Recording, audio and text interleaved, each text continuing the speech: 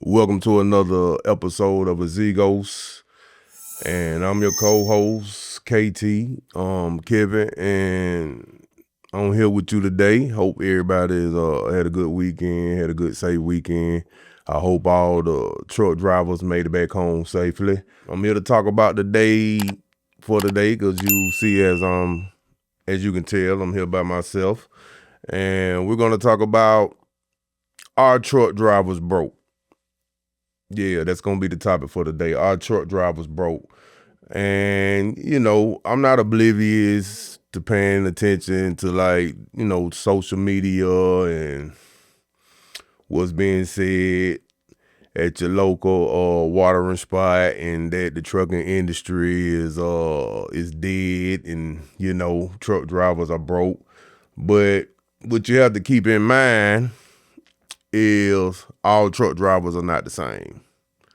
Yeah, all truck drivers are not the same.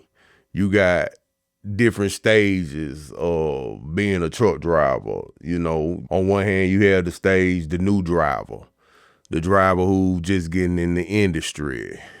Then you got another phase where you might have the experienced driver. That's a phase. And then you may have the phase of the owner operator.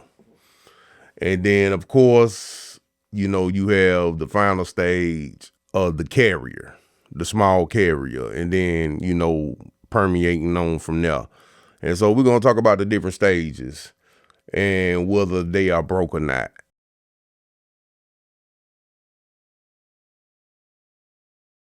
And so once you leave there, you have, the category of the owner operator.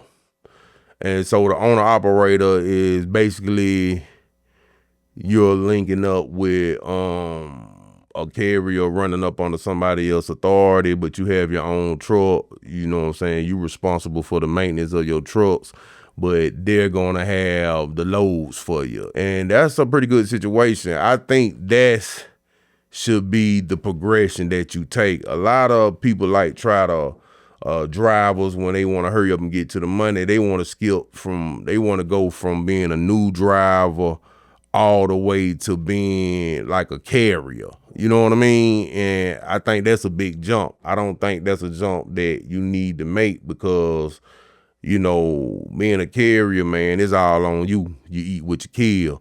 I think that if you inspire and you got the ambitions to be, to do your own thing, I think you should get your feet wet. If that's what you want to do, you should get your feet wet in the being an owner operator first, because you taking on more responsibility.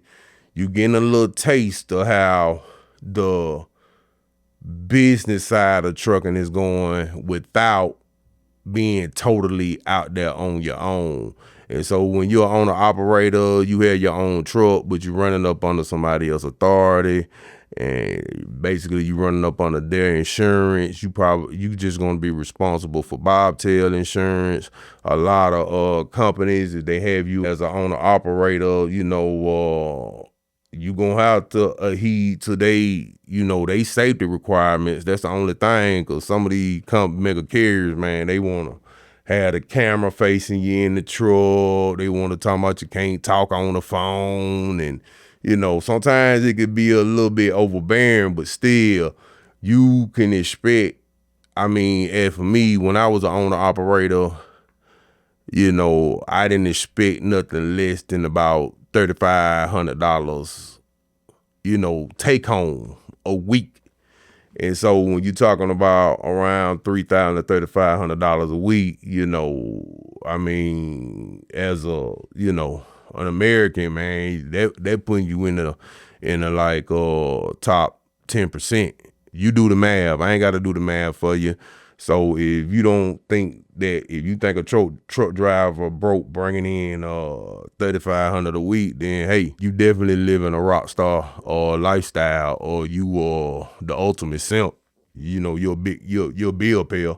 But nevertheless, that's what you have for as when you get to the level of the owner operator. And then you have the carrier. And so the carrier, that's basically you your own entity. You are your own force. You basically operate and doing logistics within this country. It's all on you. You know what I mean? You don't adhere or have to listen to nobody but Department of Transportation. And so, of course, that's where you can make the most money. But of course, that's where you get the most exposure. You better know what you're doing. You know, you stand to make the most money like that. You know what I mean? You know, for as me, being a carrier, you know, I don't made as much as 200 on one truck, $240,000 in annually. So, but of course, hey, it ain't enough really much time for you to pay attention to nothing else, because you responsible for the maintenance, you responsible for making sure the truck keep moving, you responsible for the driver, you responsible for how the warehouses handle you. You responsible for making sure you receive your funds. You know, you responsible for compliance. You responsible for random drug tests. You were responsible for pre-employment drug tests. It's just like you responsible for everything. And, you know, even the smallest details matter. So while you can make an extremely amount of money, and you definitely can't be considered broke, you know what I mean? That comes with a lot. Much given, much is expected. If you're the type of person that's looking for comfort instead of capacity, then I advise you to stay away from trying to be a carrier. But for all my carriers out there, you know, I know y'all feeling like it's a bloodbath out there. We in a recession, but it's ways to still get that money. Perfect example is an app that I use that is specifically designed for truck, you know, carriers and things like that. And so I make it my business because I like my truck to stay running. So when I say that, I like to get real-time data on facilities before I commit to do a load for them. And so really for me, a lot of times I try to stay away from food for the commodities such as food and distribution centers, because I know you tend to get held up at distribution centers. But sometimes they pay the most.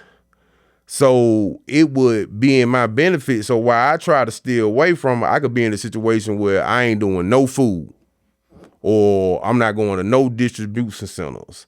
But all distribution centers are not the same. Some of them get you in and out in 2 hours, or they might just be having a good day, a good week. So when I go on this specific app, I get the real-time data of what they're doing right now, that facility. Like I might talk to a broker, we might negotiate the price.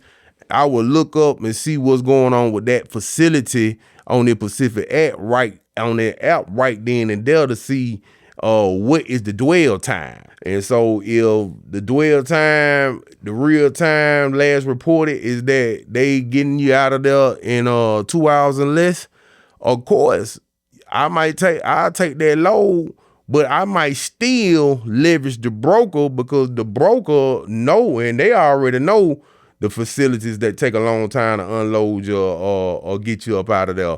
But basically, I will punish the broker in my negotiation if they know I'm going to a facility that usually has the appearance of taking 4 to 5, 6 hours in there. On the top end, ain't no need for me to be you talking about, oh, I pay you detention time.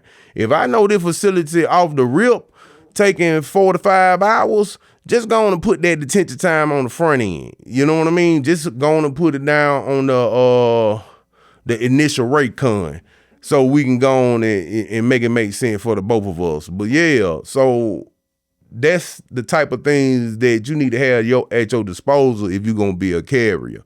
I know a lot of people out there in the streets. You know, you got some individuals who want to deal with truck drivers, and some individuals who don't want to deal with truck drivers because, they might have had an experience where they was dealing with a truck driver that was a new truck driver, you know what I mean, a non-experienced truck driver, and they feel like, well, he ain't really no big dog in the game. Well, for those individuals that may or may not want to deal with a truck driver, shit, you could use that app too to find out who really actually own a trucking business, or, what level they own.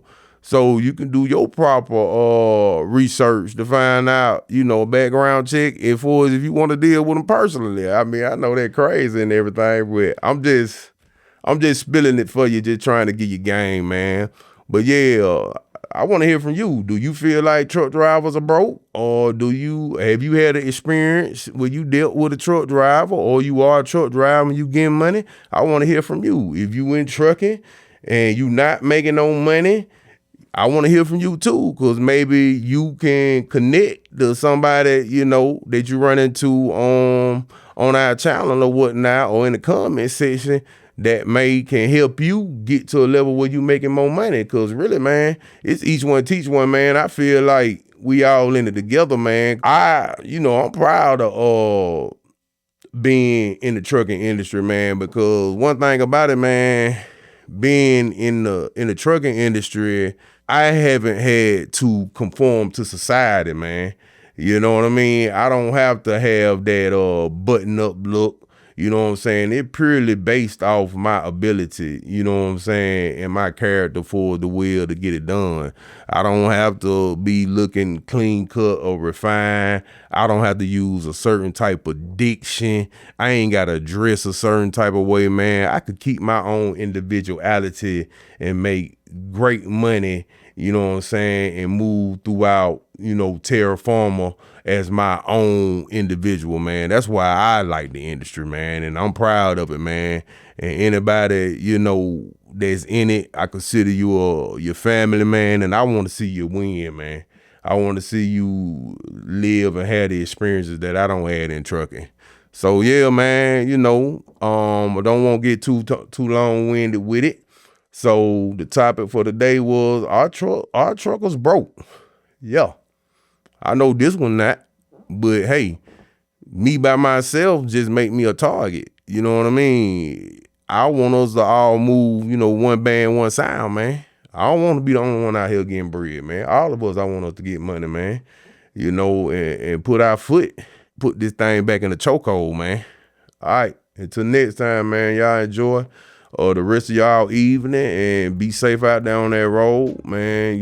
It's a truck driver that's dying on the road every day, man, because it's a very dangerous thing to be in, you know what I mean? And so I'm praying for y'all, man, and I hope y'all pray for me too, man. Until next time.